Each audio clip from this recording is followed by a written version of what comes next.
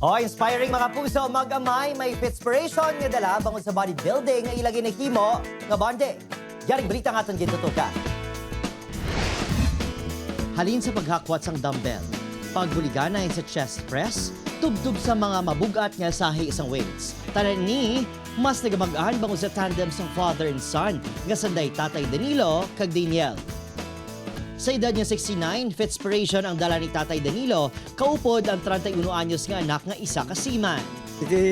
Ang pagbanding-banding namon bala. Happy kay ko yung nagustuhan niya man yung ako nga ako nga habi. Lipay ko.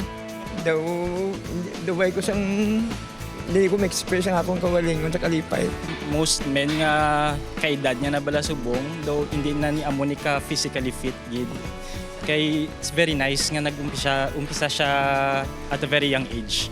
Kaya amo man na ang goal ko subong. Isa sad to ka competitive weightlifter si Tatay Danilo, samtang nagatrabaho bilang sales agent sa masalakyan sang bata pa. Ang iya healthy lifestyle kag body nagamit pa sini sa iya pag-compete sa Mr. Bacolod kag Mr. Philippines sang 1970s. Ang kaupo nila sa gym nga si Coach Dennis, inspired man bilang saksi sa ila fitness journey. Try gid tagaan gid time nga mag-workout. So hindi man ni para sa imo, para man sa imo pamilya. Pinagi sa sini nga bonding, mas naging mapag-on ang relasyon sang mag-amay. Ganit tips sini sa mga amay out there.